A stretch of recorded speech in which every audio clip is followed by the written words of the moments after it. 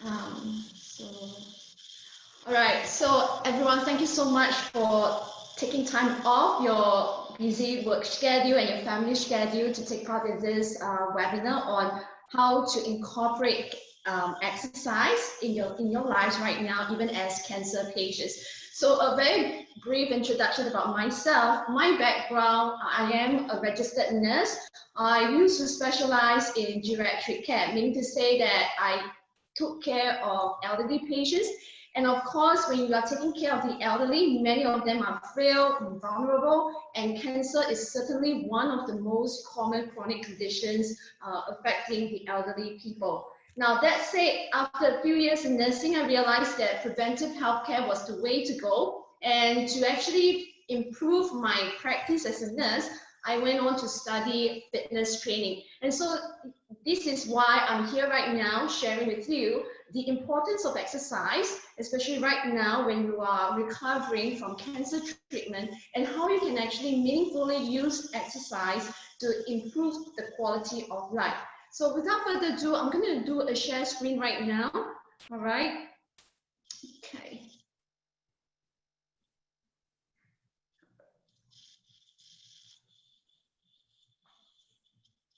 Okay, so essentially my portion of today's webinar is to share with you how do I, as a cancer patient, be able to exercise correctly. Now, before you embark on an exercise program, it is very important for you to ask yourself why.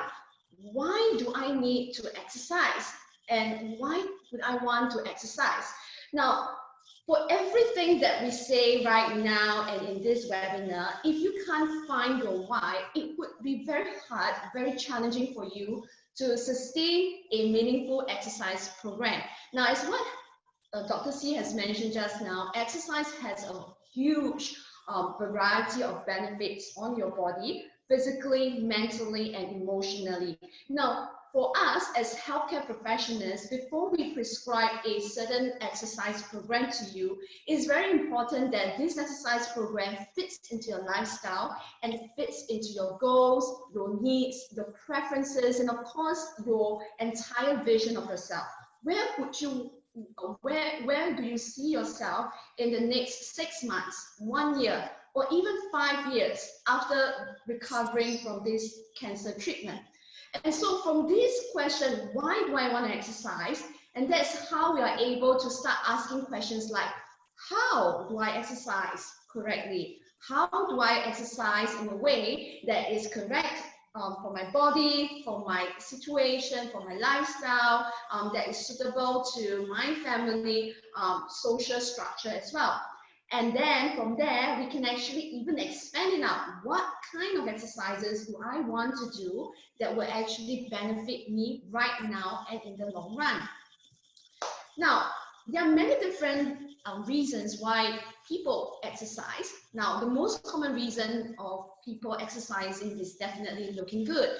Now, for cancer patients in particular, we see that there is a strong likelihood of gaining weight, especially after your treatment ends. And this is the case due to hormonal changes as a result of chemotherapy or the hormonal medications that you're on. And hence, if you're talking about the practical reason of exercising, now exercising has a huge potential in controlling your body weight and preventing you from putting even more weight while you are going through your cancer treatment.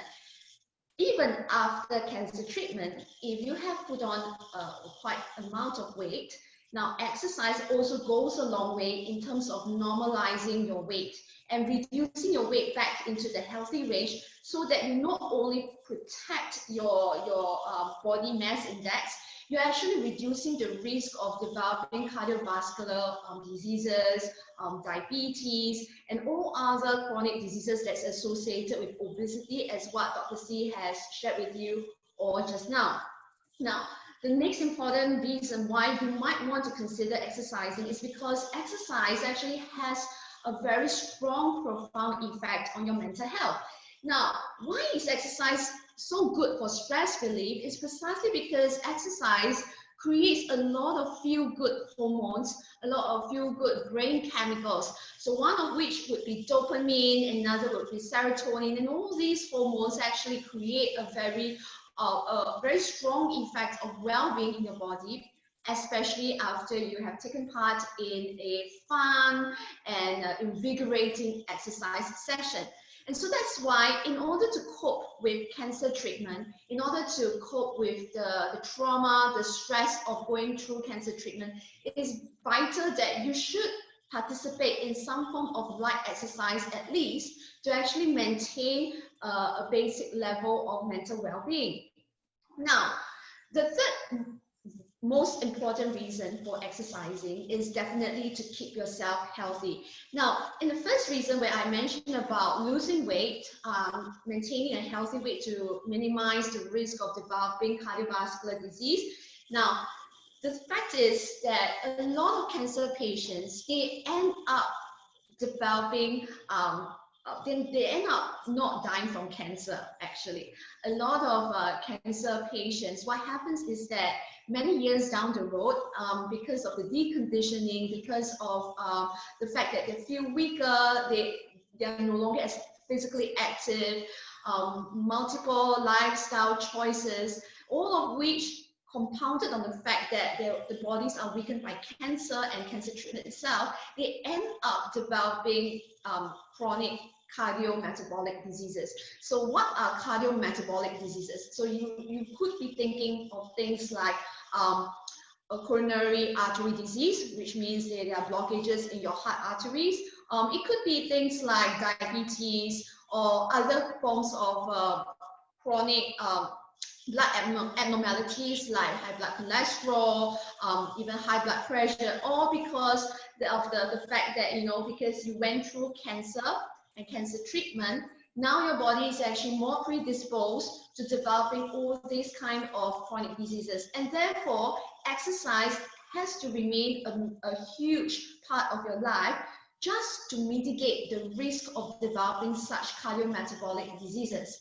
Now, at the end of the day, if you think about your life in general, why is it that we emphasize so much on looking good, feeling good, and being healthy? At the end of the day, most importantly, you want to be able to do the things that you want to do whenever you want. And here we're talking about the essence of what it means to be independent, that you are able to do exactly what you want. The truth is that once you lose your baseline strength, once you are no longer able to do things for yourself, that's where the quality of life starts to suffer. You realize that you no longer can chase after your grandchildren. You no longer can bend down and pick up things. You no longer can work as long as you like to. You no longer can participate in social activities or even your hobbies in a meaningful way because your body doesn't allow you to do so. Hence, at the end of the day, you look at exercise in general. Exercise is truly a form of medication, but it's not a pill that you take, but rather something that you invest in every day of your life so as to protect your independence, your ability to do things for yourself, even when you cross over into your senior years.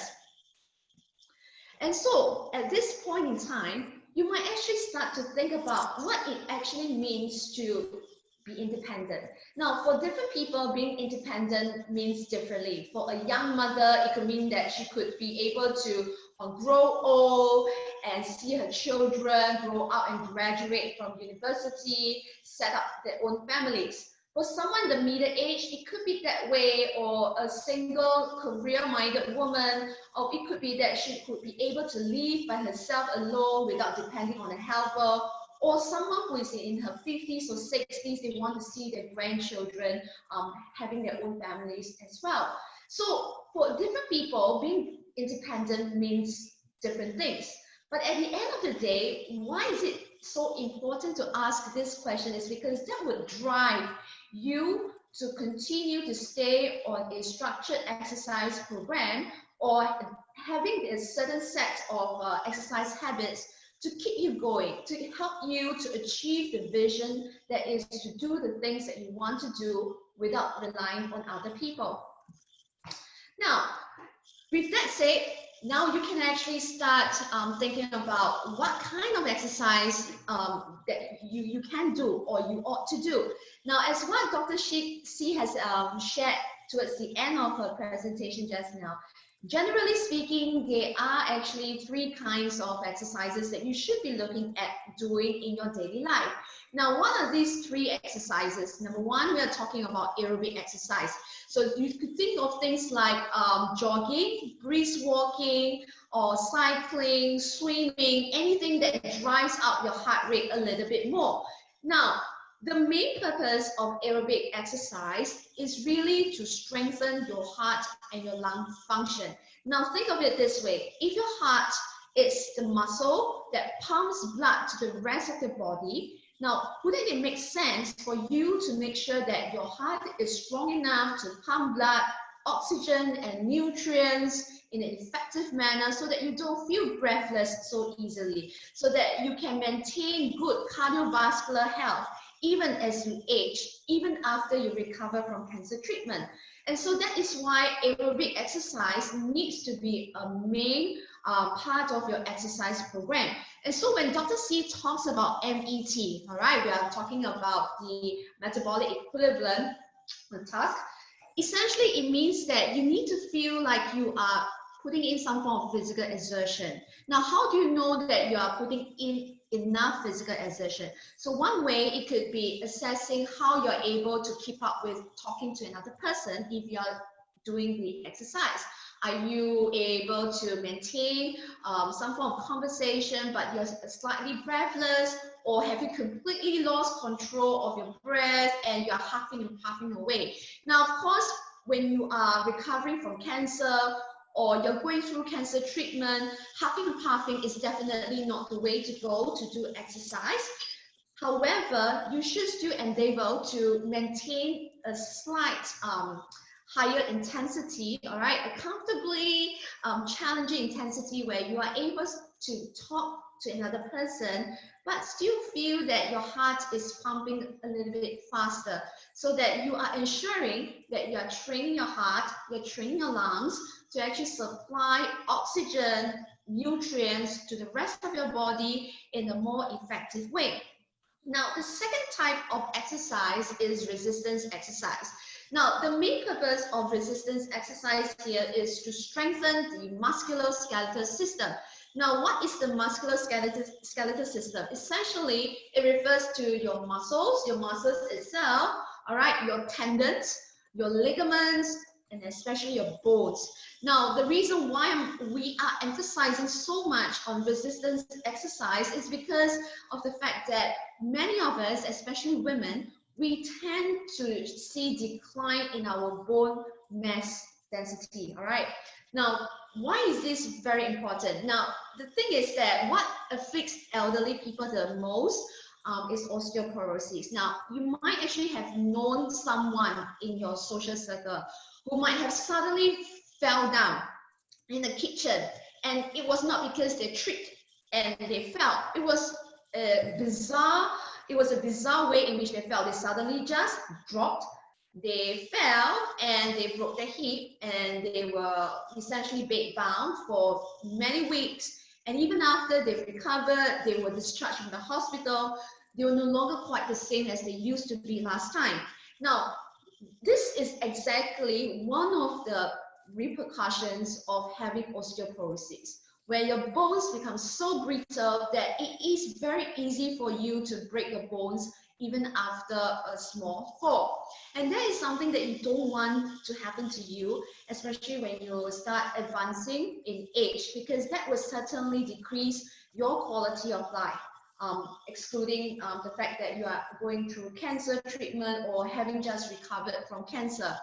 Now, another reason why you would want to emphasize a lot on resistance training is because of the fact that you need to have strong muscles to be able to take part in the daily activities of living. Now, if you want to be independent, if you want to be able to sit down and stand up without having to hold the chair for support, if you want to be able to squat down and pick up your grandkid, if you want to be able to chase after your children, your grandchildren, this is exactly what you need. You need to have strength.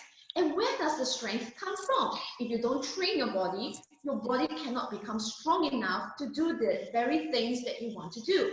And that is why, as what Dr. C has mentioned just now, minimally, you should be looking at performing some form of resistance exercise at least twice a week.